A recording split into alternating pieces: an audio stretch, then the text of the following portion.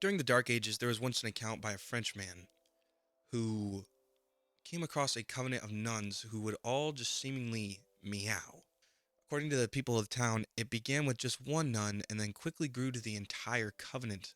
They would frequently hear them meowing all through the night, and it was so disturbing that they eventually had to call in the army to threaten to beat and whip the nuns if they did not stop meowing. Now, back in the Dark Ages, it was much more common that meowing and cats were associated with signs of Satanism and devils and bad luck, black cats, stuff like that. But this is one of the earliest cases known of a phenomenon called mass hysteria, one of the greatest mysteries of the human brain still unsolved by psychologists and sociologists alike. Perhaps one of the most famous cases came in 1518, where over 400 people danced for hours and hours on end until exhaustion. This is one of the most well documented and well kept cases of the 1500s. There are multiple records and multiple eyewitnesses and multiple death certificates that prove this is true. An entire group of people going to the middle of town and dancing themselves to death. Sounds like a party. Fast forward a couple hundred years, another interesting case comes from one of the founding fathers, Benjamin Franklin himself. Benjamin Franklin had designed and created an instrument called the glass harmonica. Now, in instances in Germany, it was found that playing this glass harmonica would lead somebody to go absolutely insane. This instrument would be sold with warning labels that if you are not of a sound state of mind, you should not anywhere go near it, touch it, or play it. Now, there are many theories to this. One of the leading ones being that it was made of lead glass, which is what caused people to go mad. But it was seen by far too many and documented too well to have just been a simple lead poisoning case. Plus, it's not like you are playing, I mean, like, you do touch it, but like, you don't, do you like lick your fingers afterwards? You don't do that.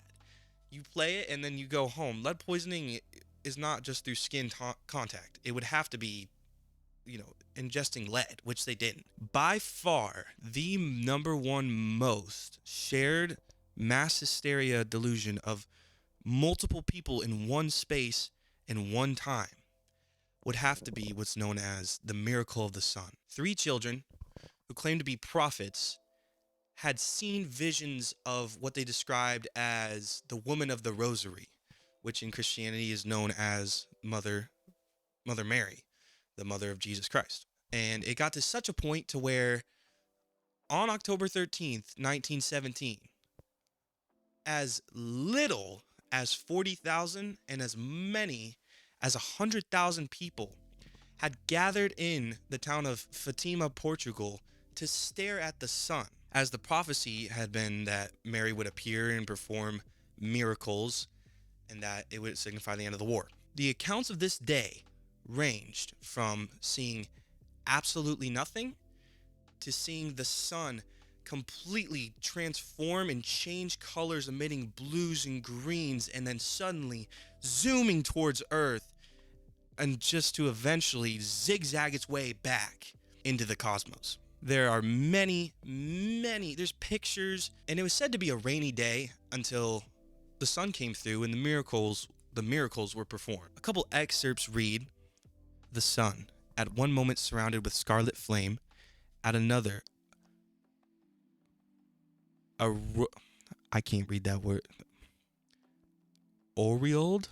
The sun, at one moment surrounded with scarlet flame, at another, aureoled in yellow and deep purple, seemed to be in an exceedingly swift and whirling movement, at times appearing to be loosened from the sky and to be approaching the earth, strongly radiating heat. People at this event could literally feel the heat of the sun coming towards them and warming their bodies. 40,000 people gathered." Another excerpt. "As if like a bolt from the blue, the clouds were wrenched apart, and the sun at its zenith appeared in all its splendor. It began to revolve vertiginously on its axis, like the most magnificent firewheel that could be imagined, taking on all the colors of the rainbow and sending forth multicolored flashes of light, producing the most astounding effect. This sublime and incomparable spectacle, which was repeated 3 distinct times, lasted for about 10 minutes. The immense multitude, overcome by the evidence of such a tremendous prodigy, threw themselves on their knees. From a sanctioned and totally legit priest who attended that day in 1917. There was news reporter. This actually became kind of a big deal because there was news reporters and pictures, and in 1917 all the pictures are in black and white. Now there's a lot of Photoshop pictures out there. I'll probably throw one up, but the accounts range. Some accounts say that they saw nothing. Some people say that they only saw the sun changing colors. Some people say they saw the entire thing as described by the priest. But still, there has been no explanation, no logical explanation as to why thousands upon thousands and thousands upon thousands of people all claim to have seen this happen. Obviously, these people all experienced the same hallucination at the same time for the same 10 minutes. And it's just unexplainable. It's not to be understood by human psychology as of now. Again, now there was another, I believe the Pope was in attendance at the original. I'll fact check that. And then 30 years later, the Pope at the time in the 1950s comes back and sees the exact same miracle on 4 or 5 separate days and proclaims it to be true and authentic.